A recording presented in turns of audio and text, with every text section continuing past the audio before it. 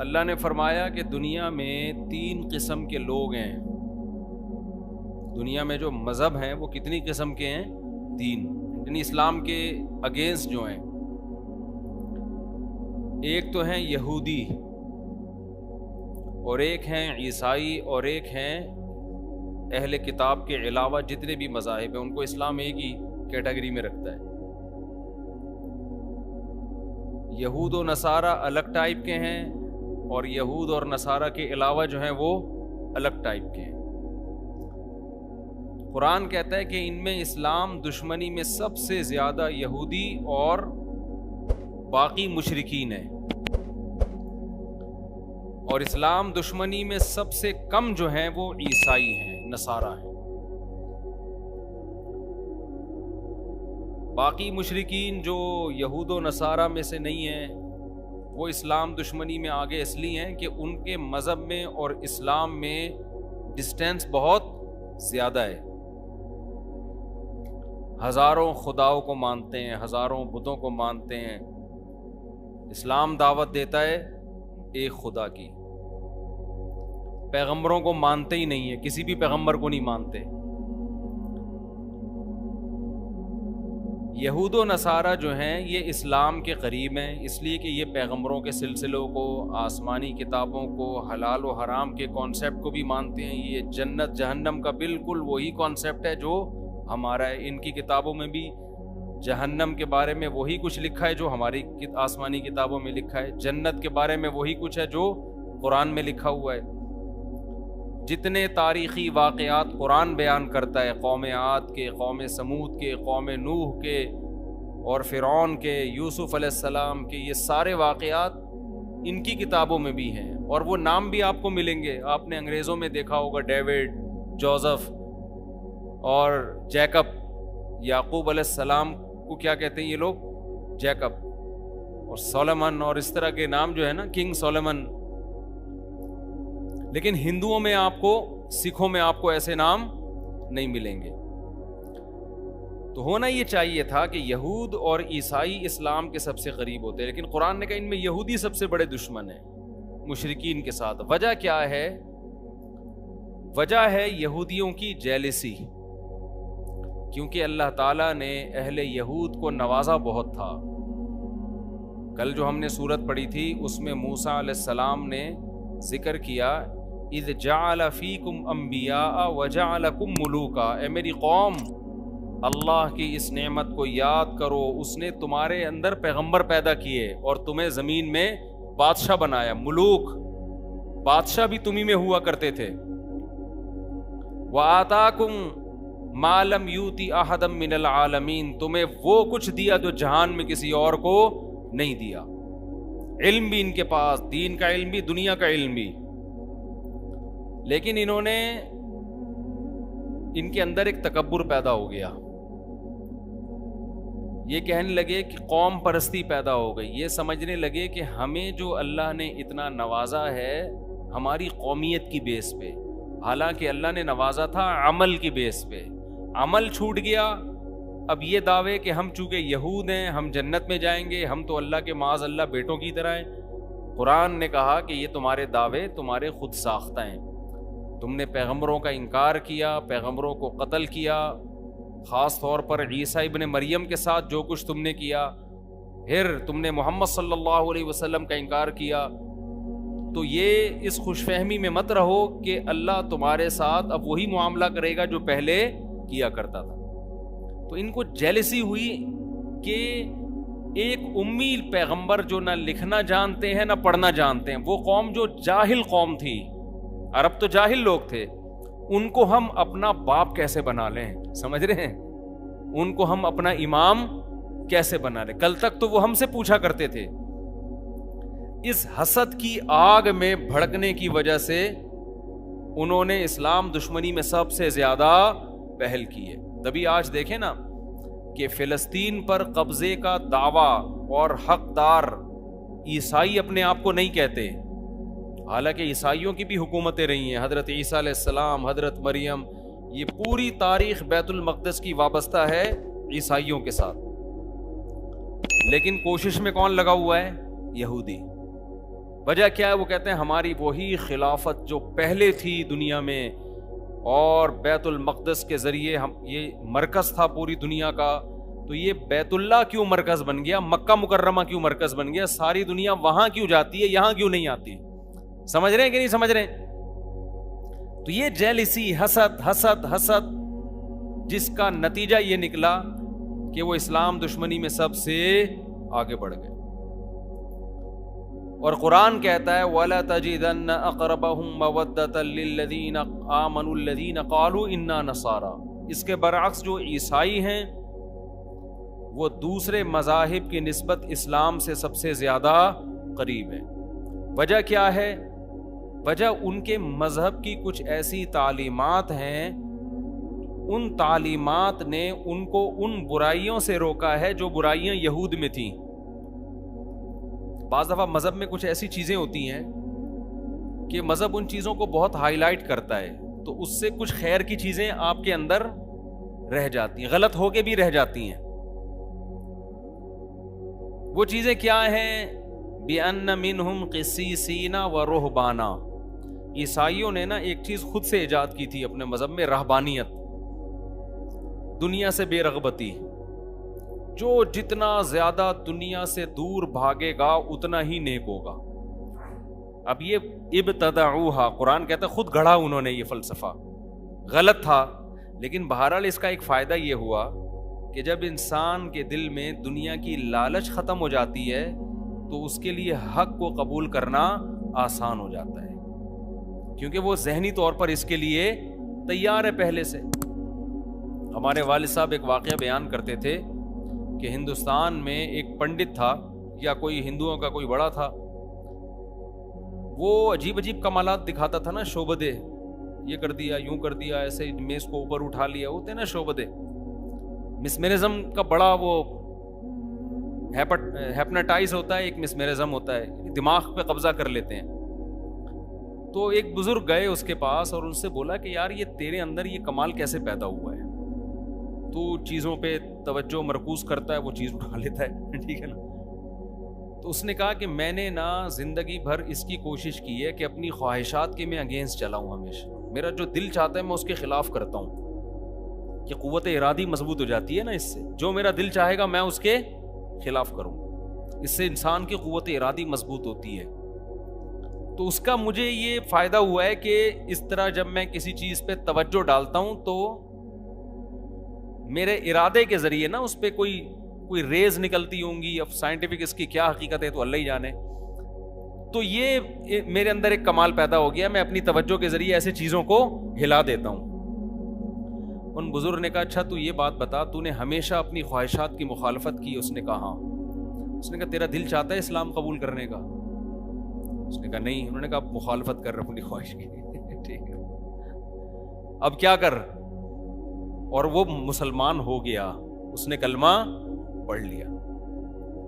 تو اب اس کے اندر ایک خاصیت بہرحال پیدا ہو گئی تھی نا کہ آپ جب اپنی خواہشات کے خلاف چلتے ہیں تو جہاں اس کے نقصانات ہوتے ہیں وہاں ایک کوالٹی بھی تو پیدا ہوتی ہے نا۔ اسلام آپ کو خام خواہ میں اپنی خواہشات کے خلاف چلنے کے لیے نہیں کہتا، اسلام کہتا ہے ناجائز خواہشات چھوڑ دو، جائز کو پورا کرو۔ لیکن خواہشات کے اگینسٹ چلنے سے بہرحال ایک آپ کے اندر کمال پیدا ہوتا ہے، آپ کی قوت ارادی مضبوط ہوتی ہے۔ جو اپنے خواہشات کے غلام بنے ہوئے ہوتے ہیں ان سے دنیا میں کوئی بھی کام، ان سے 20 رکعت تراویح نہیں پڑھی جاتی، وہ گن رہے ہوتے ہیں ہر 2 رکعت، یار ہوگا کیا، کتنا ٹائم اور لگے گا۔ تو عیسائیوں میں کیا کمال تھا کہ رہبانیت، تو قرآن کہتا ہے اس رہبانیت کی وجہ سے ان کے دل نرم۔ عیسائیوں کی بھی اسلام سے بڑی بڑی دشمنیاں ہوئی ہیں، بڑی بڑی لڑائیاں ہوئی ہیں، لیکن ایک من حیث القوم، ایک قومی سطح پہ قرآن بیان کر رہا ہے کہ دوسری قوموں کے نسبت یہ مذہب اسلام کے زیادہ قریب ہے۔ ایک وجہ تو یہ، دوسری وجہ یہ بھی قریب ہونے کی کہ عیسائی حضرت عیسیٰ سے پہلے کے تمام پیغمبروں پر ایمان رکھتے ہیں، صرف ایک نبی کا انکار کرتے ہیں، محمد صلی اللہ علیہ وسلم۔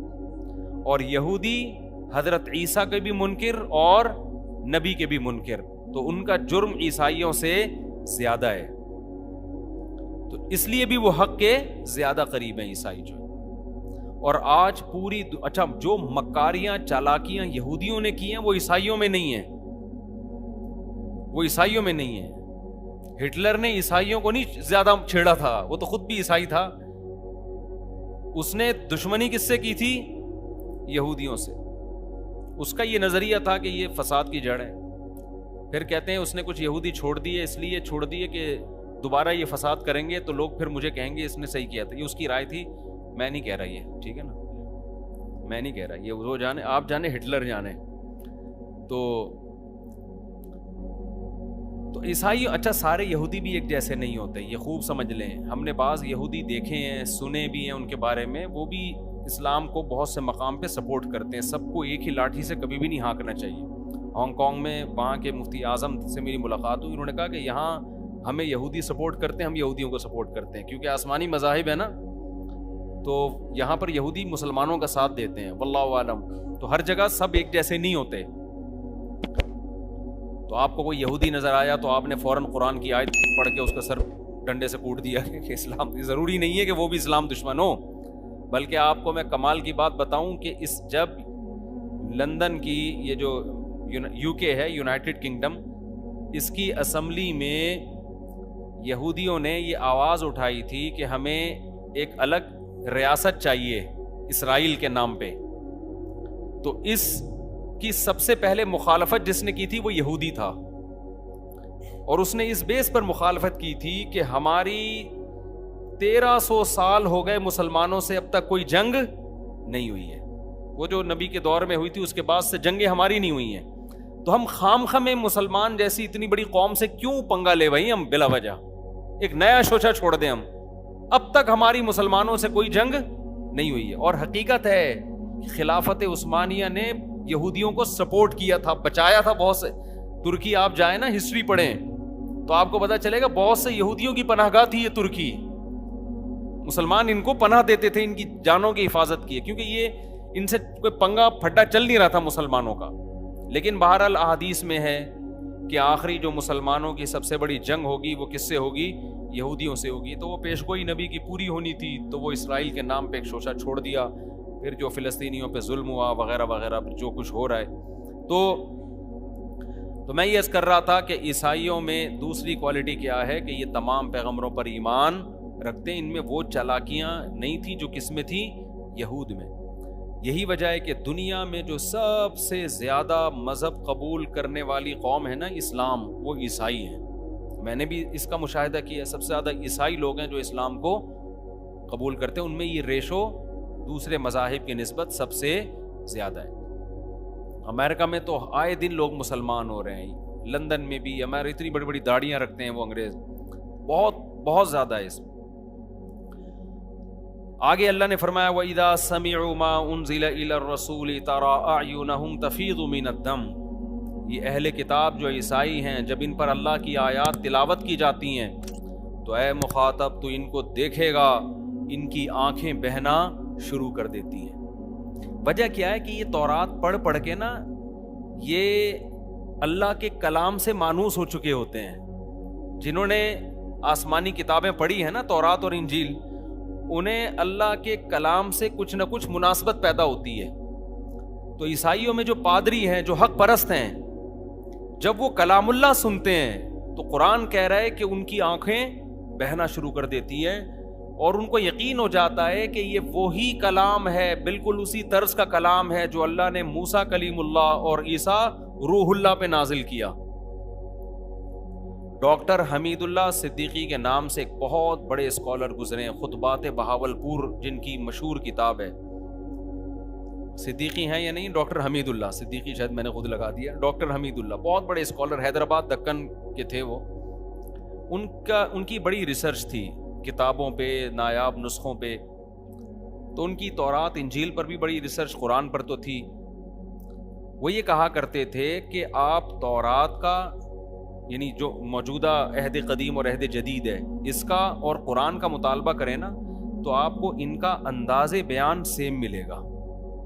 یہ خود اس کی علامت ہے کہ یہ ایک ہی ذات سے نکلے ہوئے کلام، یعنی اتنی تحریفات کے باوجود بھی جو آیتوں کا انداز ہے اور کلام کا جو طرز ہے وہ بالکل سیم ہے۔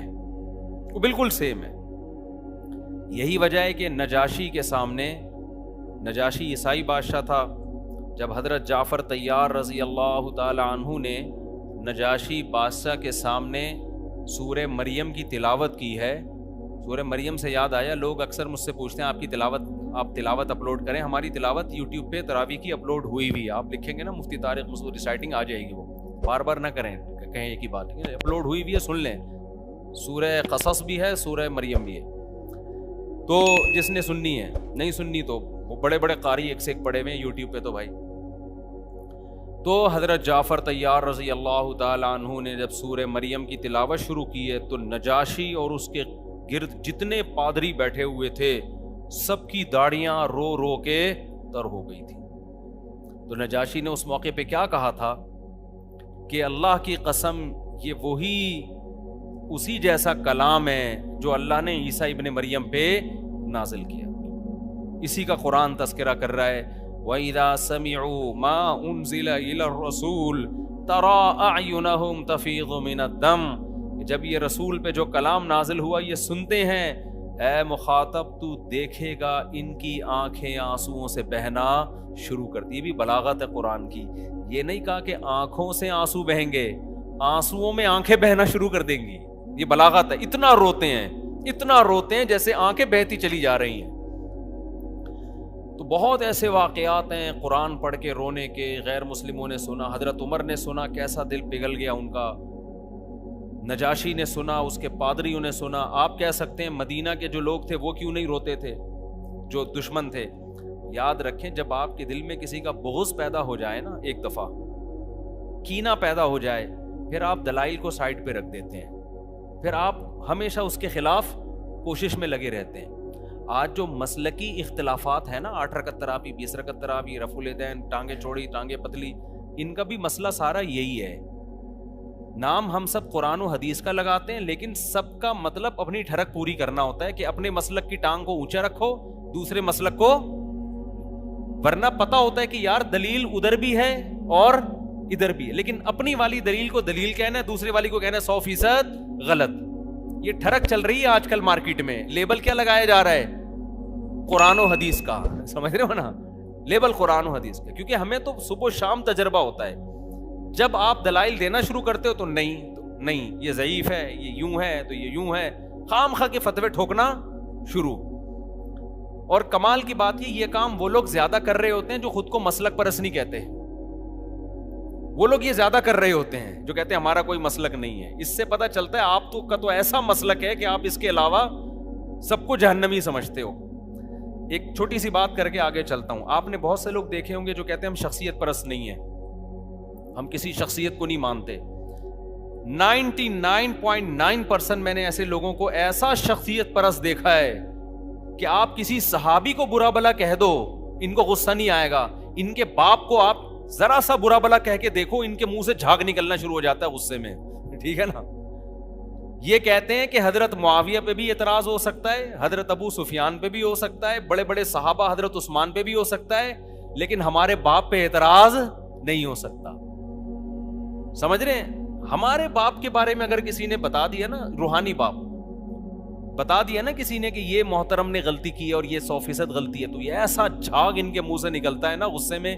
ان کے کمنٹ سے پتا چلتا ہے کہ یہ لوگ حضرت معاویہ پہ طنز برداشت کر لیں گے، یہ حضرت ابو سفیان پہ، حضرت عثمان پہ، بڑے بڑے صحابہ پہ، لیکن جب ان کے کسی پیر و مرشد کو آپ ذرا چھیڑ کے تو دیکھیں تو ان کے منہ سے کیا جھاگ نکلتا ہے اور کیا غضبناک ہوتے ہیں. ان کے خلاف یہ ایک حرف سننا پسند نہیں کرتے. ہمارے حضرت نے ایک دور میں کتاب لکھی، ایک مشہور شخصیت، انہوں نے صحابہ پہ بڑے اعتراضات کیے تھے. تو اور ان کا جب ان پہ لوگوں نے اعتراضات کیے کہ آپ صحابی رسول پہ اعتراض کر رہے ہیں، تو انہوں نے کہا تنقید سے بالا ذات صرف پیغمبر کی ہے، پیغمبر کے علاوہ ہر ایک پر تنقید ہو سکتی ہے. یہ اصول پیش کیا. تو ہمارے حضرت نے ان کی کتابوں سے ان پہ تنقیدیں شروع کر دی نا، تو ان کے ماتحتوں کو اتنا غصہ آیا، اتنی بوچھاڑ، اور یہ ایسے ہیں تو یہ یوں ہیں تو یہ یوں ہیں. انہوں نے فرمایا کہ تم عجیب لوگ ہو، صحابہ کو تو تم تنقید سے بالا تر نہیں سمجھتے، لیکن جب تمہارے پیر و مرشد، تمہارے امیر پر تنقید کی جاتی ہے تو بجائے ٹھنڈے دل آرام سے سن کے تمیز سے اس کا جواب دو، ایسا نہیں کرتے, ایک دم جھاگ اگلنا شروع. یہ آج کل مارکیٹ میں چل رہا ہے. جماعت المسلمین والے ریٹائر ہو کے یہاں پر آ گئے نا, جماعت المسلمین میں بہت گھومے تھے وہ, پھر انہوں نے چھوڑ دیا جماعت المسلمین کو. میں نے کہا کیوں چھوڑا؟ کہہ رہے ہیں یار یہ ہر وقت امام ابو حنیفہ کے خلاف بولتے ہیں کہ اندھی تقلید اندھی تقلید, لیکن کہتے ہیں آپ لوگ امام ابو حنیفہ کی ایسی تقلید نہیں کرتے جیسے یہ جماعت کے امیر کی تقلید کرتے ہیں جماعت المسلمین. تو کہہ رہے ہیں یہ صرف ہوائی باتیں ہوتی ہیں, یہ آپ لوگوں سے بڑے مقلد ہیں. یہ لوگ لیبل لگاتے ہیں کیونکہ ان کے خلاف جب کوئی حدیث پیش کی جائے نا, دلیل پیش کی جائے, تو یہ نہیں سنتے. تو یہ آج کل مارکیٹ میں چل رہا ہے. اس لیے میں آپ کو ایک بات بتا رہا ہوں, یہ تجربوں کے بعد ہے کہ چاروں اماموں کو فالو کرو آپ, کیونکہ پوری امت نے ان کو فالو کیا. ان کی ریسرچ, ان کی تحقیق 1200-1300 سال سے پوری دنیا میں فالو کی گئی ہے. یہ 2-4 لوگوں کی انڈیا پاکستان بنگلہ دیش کی بات نہیں ہے, پوری دنیا میں جب سے یہ فقہ مرتب ہوئے ہیں انہی چاروں کو فالو کیا جا رہا ہے. ان سے اگر ہٹو گے تو قرآن و حدیث کے نام پہ ایسے بے لگام ہوگے نا, آپ اس کو قرآن و حدیث سمجھ رہے ہوگے لیکن وہ آپ کی خواہشات ہوں گی یا آپ کا اپنا ٹیکنیکل فالٹ ہوگا جو حدیث سمجھنے میں آپ نے غلطی کی ہوگی. تو امت ایسے ہی اتنی بڑی چیز پہ جمع تھوڑی ہو گئی ہے. اگر ہم شخصیت پرست ہوتے تو ہم آپ کو صرف امام ابو حنیفہ کی دعوت دے رہے ہوتے. ہم تو کہتے ہیں بڑے بڑے فقہاء ہیں جن کا نصاب مرتب ہو چکا ہے, جن کی کتابیں مرتب ہو چکی ہیں, صدیوں سے یہ دنیا میں نافذ ہیں, انہی میں سے کسی ایک کو فالو کر لو بس.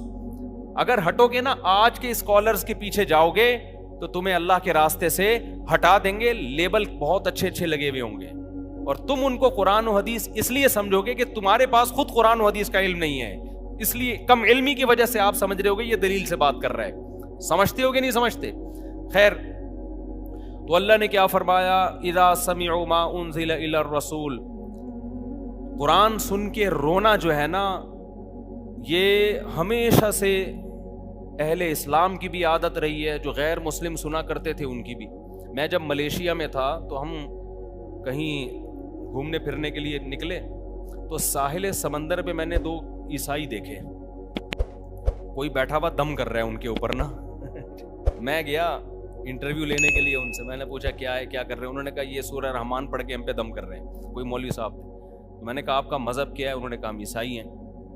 تو میں نے کہا آپ تو عیسائی ہیں تو سورہ رحمان کا دم کیوں کروا رہے ہیں؟ تو انہوں نے کہا ہم جب قرآن کا دم اپنے اوپر کرواتے ہیں نا کسی بھی مولوی صاحب سے یا کہیں سے بھی, قرآن کی آیتیں, تو ہمیں سکون ملتا ہے اس سے.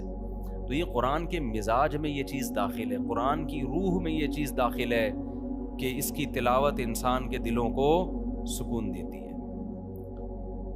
آج تو لوگ سمجھتے نہیں ہیں نا کیا پڑھا جا رہا ہے, اس لیے اثر ہی نہیں ہوتا. تو قرآن کو سمجھنے کی کوشش کرنی چاہیے. صحابہ کے ایسے واقعات ہیں, حضرت عمر رضی اللہ تعالیٰ عنہ فجر کی نماز میں جب تلاوت کرتے اتنا روتے, بعض دفعہ کہتے ہیں رو رو کے گر جایا کرتے تھے, بیمار ہو جایا کرتے تھے. حضرت عکرمہ رضی اللہ رحمہ اللہ تعالیٰ جو حضرت عبداللہ بن عباس کے شاگرد ہیں, قرآن کی تلاوت سے پہلے اس کو آنکھوں سے لگاتے اور کہتے ھذا کلام ربی ھذا عہد و منشور ربی, یہ میرے رب کا کلام ہے, یہ معمولی کتاب نہیں ہے, اور یہ میرے رب کا عہد نامہ ہے, منشور ہے, میرے رب نے اس میں قوانین بیان کی ہیں, منشور ہے یہ, میرے رب نے اس کتاب میں مجھ سے کچھ معاہدے کیے ہیں. تو یہ اتنی عظیم کتاب ہے جس میں میرا رب مجھ سے کہہ رہا ہے تم اپنی ذمہ داری پوری کرو, یہ کرو, اور میں اس کے بدلے میں تمہیں یہ دوں گا. تو اتنی عظیم کتاب ہے, پھر اس کو آنکھوں سے لگاتے, اس کا بوسہ لیتے اور پھر رونا شروع کر دیا کرتے تھے. تو ہمارے اسلاف نے اس کی بڑی قدر کی ہے. آج ہمارے گھروں سے قرآن نکل گیا ہے, بچوں کو سکھانا بھی چھوڑ دیا ہے. سیکھ جاتے ہیں مدرسوں میں, کہیں اسکولوں میں, تو پڑھتا تلاوت ہی نہیں کرتے, پورے سال قرآن بند رہتا ہے.